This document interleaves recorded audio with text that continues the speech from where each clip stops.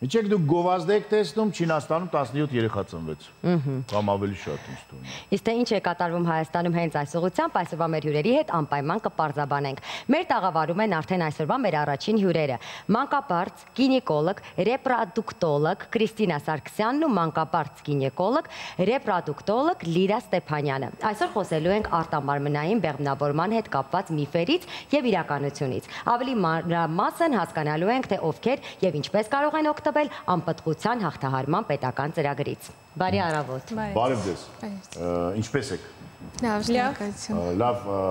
նախ աշխարհի ամենալավ գործունեությամբ եք զբաղվում։ Իսկ հաստատ դրախտեր են գնելու այս մարդիկ։ Ձեր մասին դա վստահ կարելի ասել։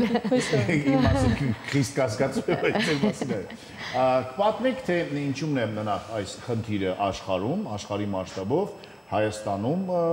ինչքանով է ակտուալ եւ ոչ ակտուալ եւ ինչ անում մեր պետությունը, որ այս խնդրեմը եւ խնդիրը հաղթահարի։ Այո, շատ ակտուալ հարց է։ Մեր պետությունը շատ ակտիվ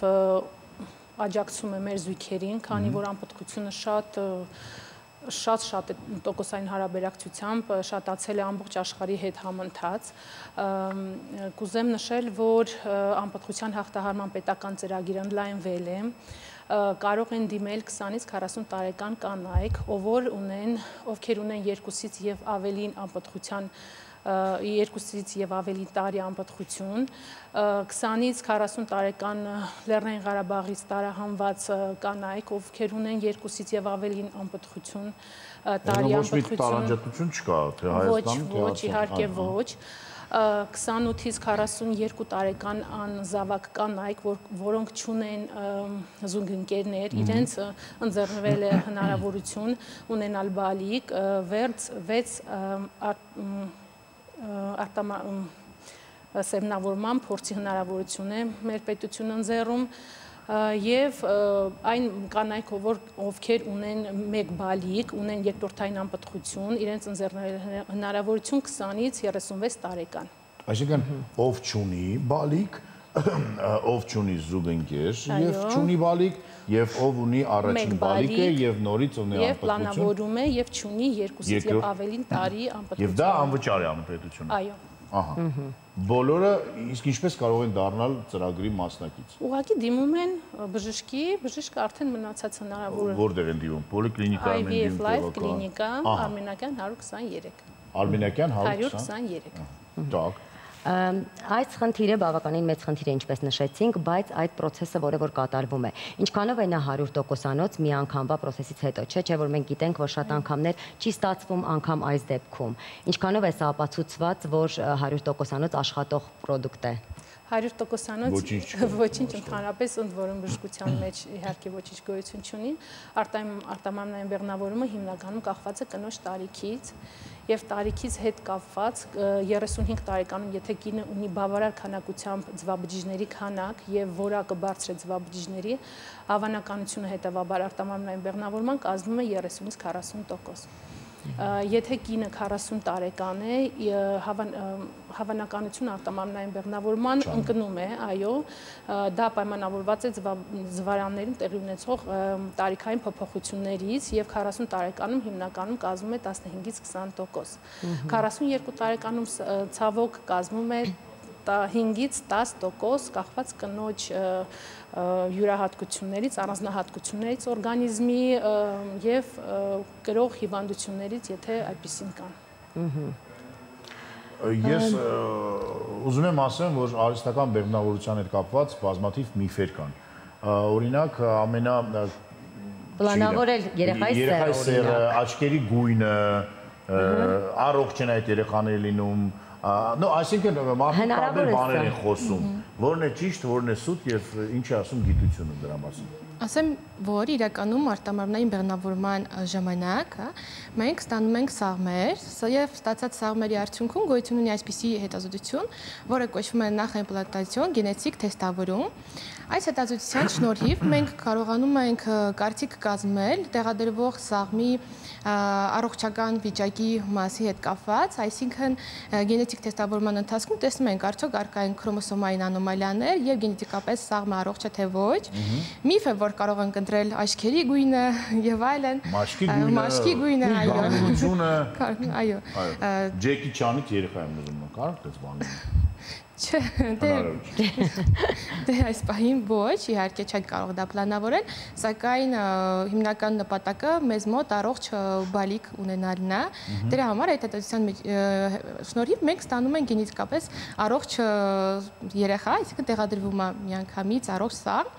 Եվ այսքան։ Այսինքն սա էլ է միֆ, երբ ասում են, որ արտամարմնային բեղմնավորման արդյունքում երեխաները առողջ չեն լինում։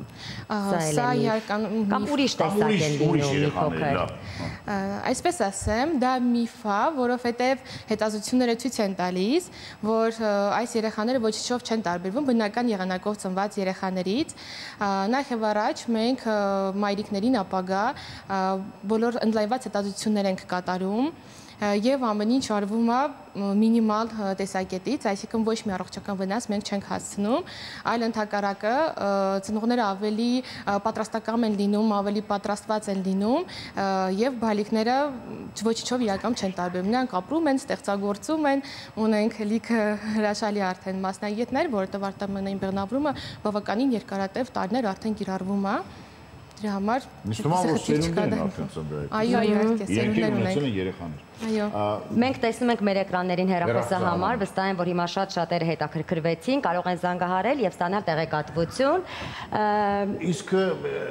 ես ներից ներողություն եմ խնդրում։ Երբ է զույգը երիտասարդ հասկանում, որ նա խնդիրներ ունի, ինչքան ժամանակ պետք է անցնի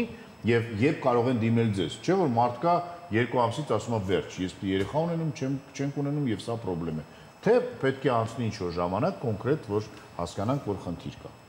Հիմնականում 2 ամիսը դա ժամկետ չի, թող չան հանգստանալ մեր կանայք, 1 տարի պետք է դառնան եւ տղամարդի զույգը եւ բարեկամները բոլոր, այո, ապագա տատիկ պապիկները, այո, շատ են անհանգստանում, այո, տատի պապիները 1 տարին եւ ավելին պետք է ժամանակ անցնի, որպեսզի զույգը դիմի բժշկի բարձելու խնդիրներ ունեն։ Ամուսնանալուց հետո, եթե իրականում ուրիշ առողջական խնդիրներ չունեն, որը որ կհանգեցնի շուտ դիմելույթը։ Այսինքն պետք է ինչ-որ ժամանակ անցնի, որ մարդիկ հասկանան, որ խնդիր ունեն։ Անպտղության հետ կապված այս ծրագրից մի փոքր հա նաև խոսենք եւ մանրամասնենք, երբ բանից է ծրագիրը գործում, արդեն քանի կանայք են երջանկացել եւ ինչ ընթացքի մեջ է։ Չի կանայք է, չեմ հասկանում, տղամարդիկ են երջանկանում։ Այո, տղամարդիկներ են երջանկանում, բայց կարծում եմ, որ գործում է պապան չէ։ Հա, գործ չէ։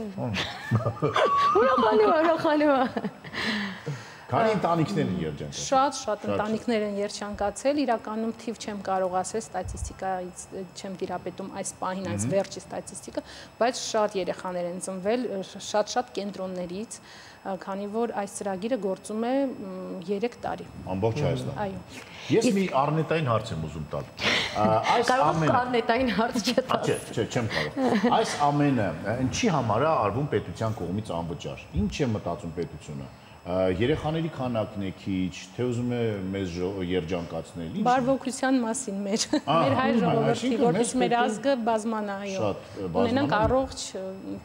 տաղանդավոր բալիկներ։ Այսինքն լավ, ուրեմն պետք է շատ անենք։ Ես ենթադրում եմ, որ ամբողջ հղիության ընթացքում հղին ձեր հսկողության տակ է լինում։ Իրականում կապի մեջ ենք լինում միշտ, առաջիկա 3 ամիսը մեր հսկողության տակ են լինում, հետո ուղղորդում ենք ծննդատուն հաշվառման, բայց հղիները կապի մեջ են լինում, շատ սերտ եւ այո, ամբողջ ընթացքում մենք հետևում ենք, հսկում ենք, որպեսզի ամեն ինչ հարթընթանա։ Իսկ արդյոք նրանք ինչ-որ հատուկ խնամքի կարիք ունեն, երեխաները ովքեր ծնվում են այդ ճանապարհով, հետո հատուկ խնամքի կարիք ունեն, թե ամեն բան այնպես է, ինչպես ոչ մի հատուկ խնամք չունեն, նորմալ բալիկներ են։ Իրանք նորմալ բալիկներ են, ոչինչով չեն տարբերվում, բացարձակ։ Եվ հղիություններն են ընթանում հիմնականում։ Իսկ ընդհանուր անպտղության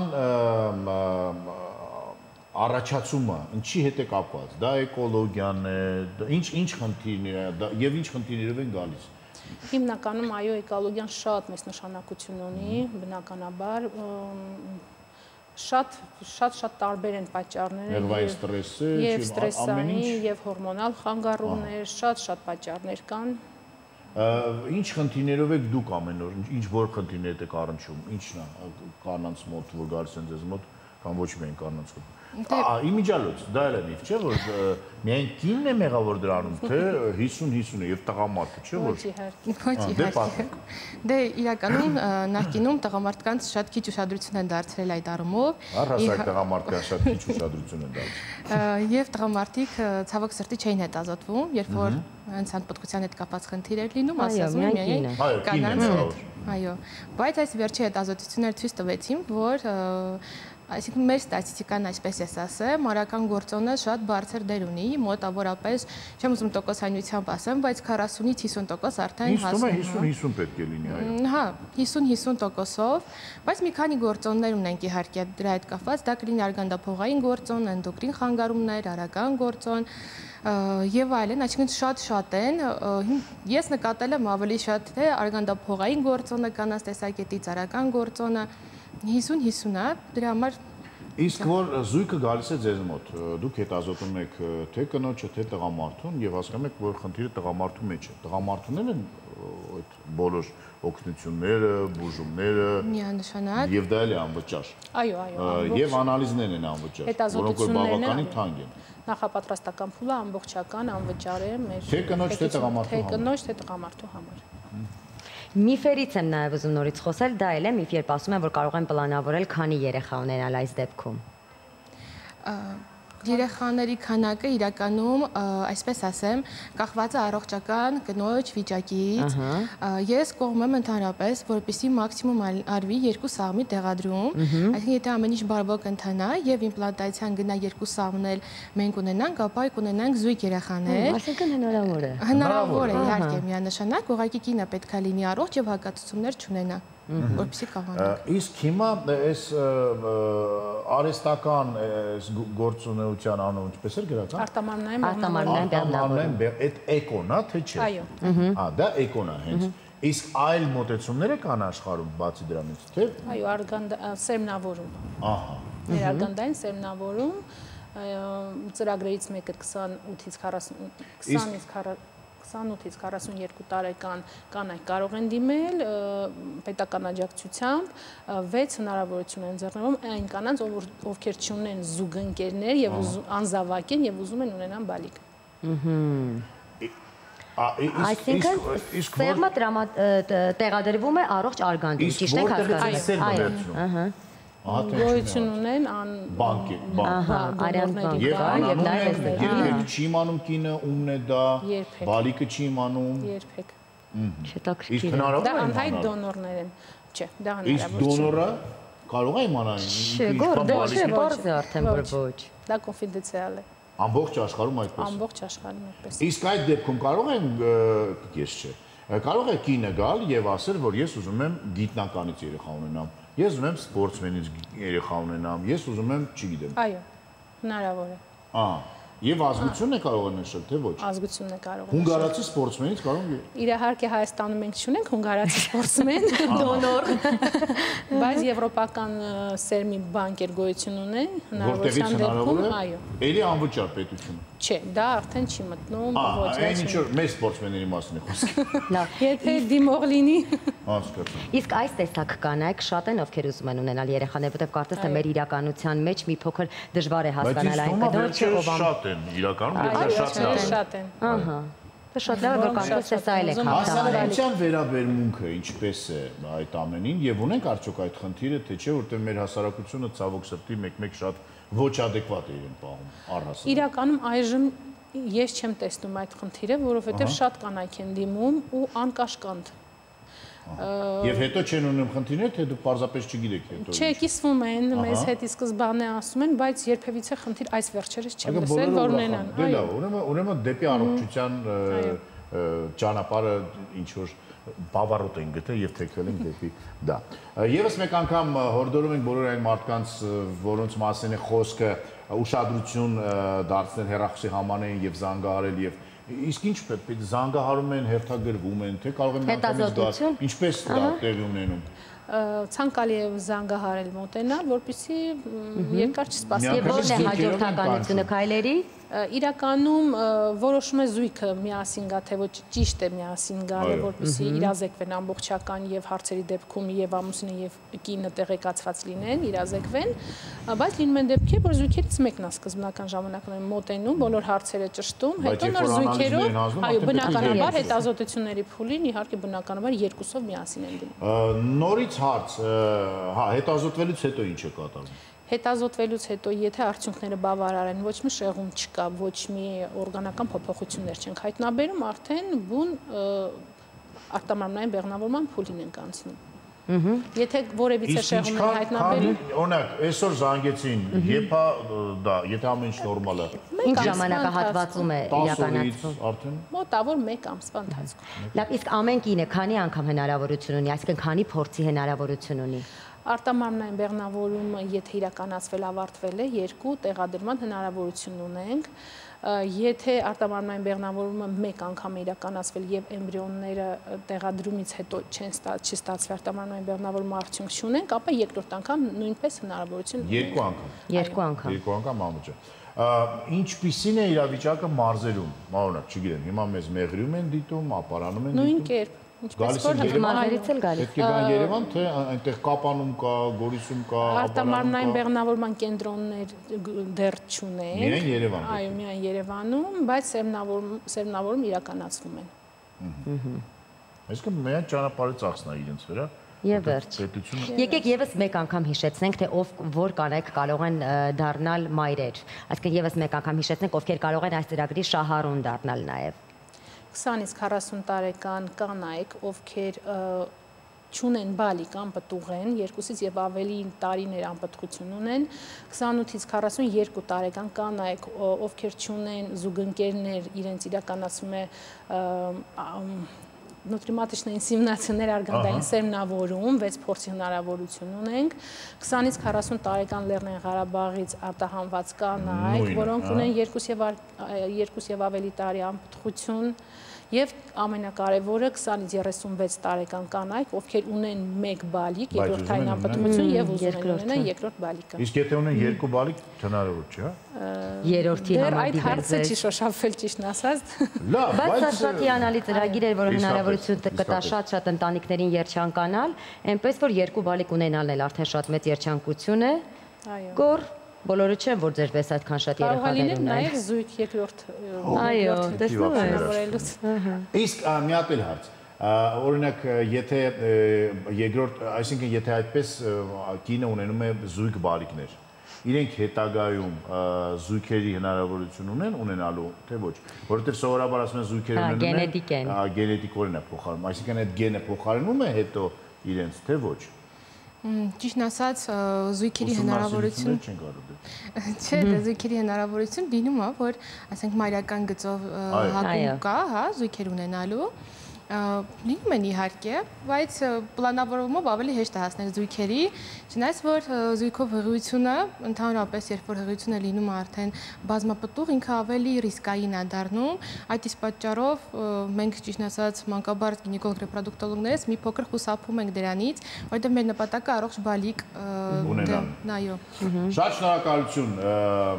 բոլոր մանկաբարձ գինեկոլոգ ռեպրոդուկտոլոգներին, հանձինս ձեր գլխավորությամբ եւ հուսանք, որ իսկապես մեր ազգը կշատանա եւ կունենանք շատ առողջ բալիկներ եւ շատ երջանիկ ընտանիքներ։ Դա ամենակարևորն է։ Շնորհակալություն ձեր գործունեության համար եւ շնորհակալություն մեր պետությանը եւ կառավարությանը, որը մտածում է մեր ապագայի մասին։ Տեսնում ես, որ ես մեկ-մեկ էլ լավ բաներ եմ ասում պետությանը, որ երբ որ լավ բաներ են անում։ Ապրեք, կեցեք եւ այսպիսի ծրագրեր թող ել ավելի շատ լինի։ Այս պահին գովազդ շանթի եթերում այդ գովազդի ընթացքում կարող եք զանգահարել եւ պլանավորել ձեր ապագա երջանկությունը։